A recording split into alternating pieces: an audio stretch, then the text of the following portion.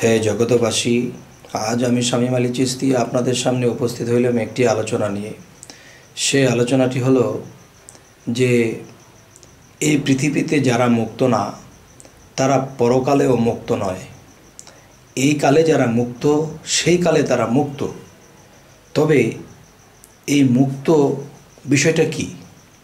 যেমন একটি বিষয় হলো যে কেউ বলে থাকে যে আমি মুর্শিদ ধরেছি, আমি সাধনা করব, সাধনার দ্বারা আমার আত্মার মুক্তি ঘটাবো।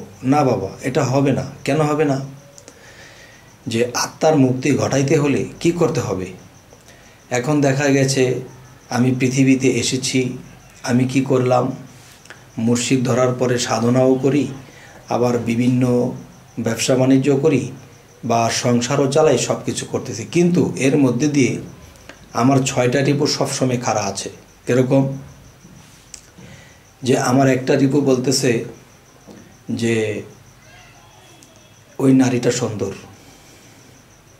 বা হয়তো নারীর সাথে খারাপ কিছু করা হয়নি কিন্তু মনোবাঞ্ছা করেছে।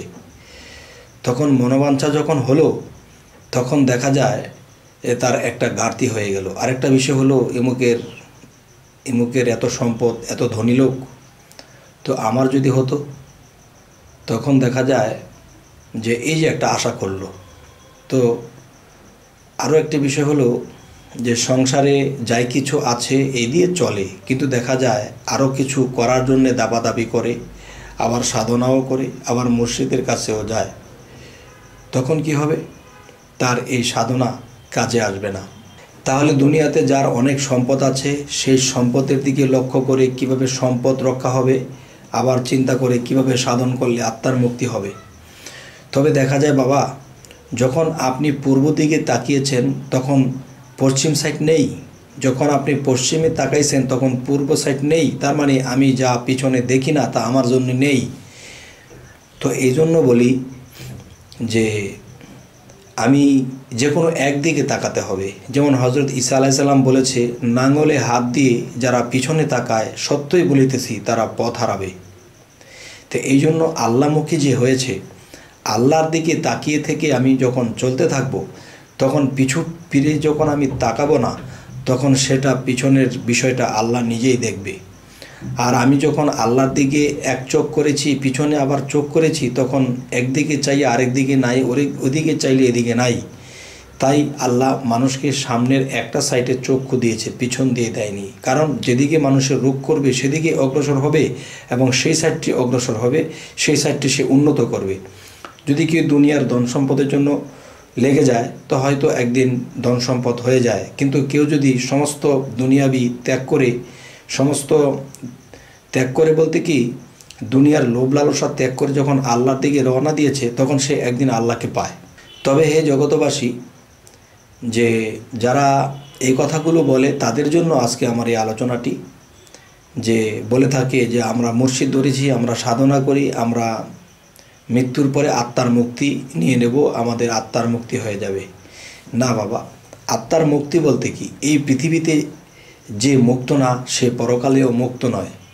আমার সম্পদ আছে, সম্পদের দিকে আমি যুক্ত হয়ে আছি, সুন্দর নারীর দিকে আমি মনটাকে ঝুঁকিয়ে রেখেছি, যুক্ত হয়ে আছি, আমার চাওয়া পাওয়া আমৃত্যুর দিকে আমার মন আছে, তাহলে সেদিকে আমি যুক্ত হয়ে আছি। যারা দুনিয়ার মধ্যে যুক্ত হয়ে থাকবে তারা পরকালে মুক্ত হতে পারবে না। এবং এই পৃথিবীতে যারা মুক্ত তারা আখেরাতেও মুক্ত, পরকালেও মুক্ত। তাহলে দুনিয়াতে মুক্ত সেই বিষয়টি কি করে? সেই বিষয়গুলো হলো যে দুনিয়াতে আমার জায়গার সম্পদ অনেক কিছু আছে, হঠাৎ করে শুনতে পেরেছি যে আমার একটা জমি একজনে দখল করে নিয়ে গেছে। তখন আমার কানে খবর এলো যে আপনার জমিটা তো এমনি দখল করে নিয়েছে।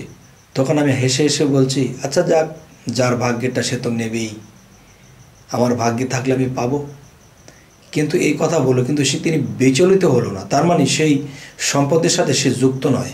আরও একটি বিষয় হলো, সে একটি কাজে দেখা গেছে বরিশাল গিয়েছে বা ময়মনসিংহ গিয়েছে ঢাকা থেকে, হঠাৎ করে একটা ফোন তার কাছে গেল যে আপনি কোথায় আছেন? যে বাবা আমি একটু বরিশালে এসেছি একটা কাজে।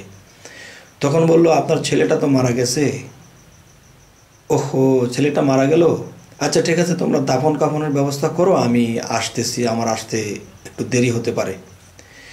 তাহলে উনি যে শুনলো যে উনির ছেলেটা মারা গেছে, তখন কিন্তু সে একটু বিচলিত হলো না, এবং তিনি কান্নাকাটিও করলো না, এবং সে বলতেছে যে আমি আসতেছি। তাহলে তার মানে কি, এই পৃথিবীতে তার সন্তানাদি আছে, তার সম্পদ আছে, এই এই সম্পদের প্রতি এবং সন্তানাদির প্রতি তার ওরকম মায়া মহব্বত নেই। শুধু একমাত্র মায়া মহব্বত আল্লাহকে পাইতে সে নিজেকে কুরবান করে দিয়েছে। তার মানে আল্লাহ যদি বাঁচিয়ে রাখতো, তোর বেঁচে থাকতো, আমি চিৎকার দিলে তোর আসবে না। তবে কি সে চিৎকার যে দেবে, কিন্তু বলা হয়েছে হাসরের দিন আমার ছেলে আমাকে চিনবে না, আমার মা আমাকে চিনবে না, আমার বোন আমাকে চিনবে না, আমার স্বামী আমাকে চিনবে না, আমার স্ত্রী আমাকে চিনবে না। তাহলে সেই দিন আমাকে কে চিনবে?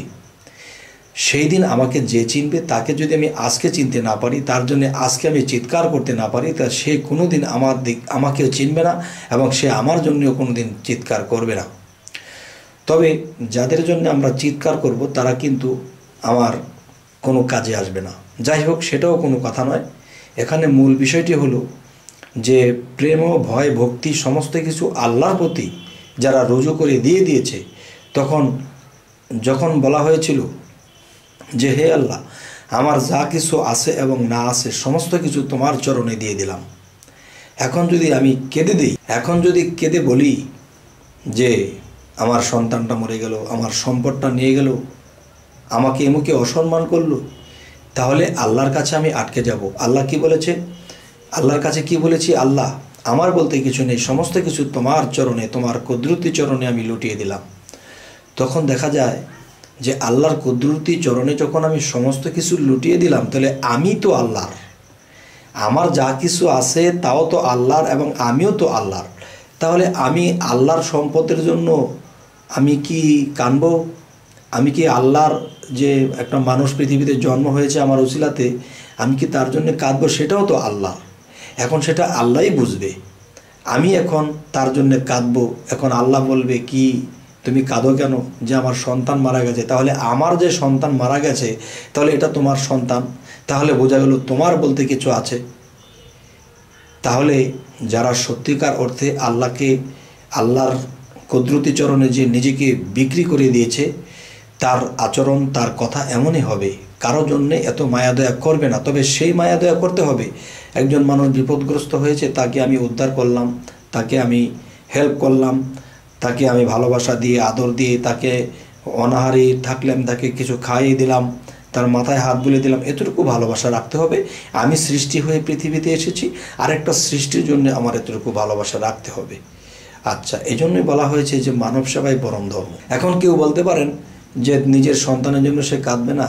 নিজের সন্তান কই? যেদিন সে আল্লাহকে নিজেকে নিজের সমস্ত কিছুকে অর্পণ করে দিয়েছে আল্লাহর কুদরতি চরণে, তখন সমস্ত কিছু তো আল্লাহর হয়েছে। এখন আল্লাহই বুঝবে যে সে মৃত্যুবরণ করলে কেন, এবং মৃত্যুবরণ করার পরে তিনি কোথায় যাবে, এবং আল্লাহর সম্পদ এখন আল্লাহ বুঝবে।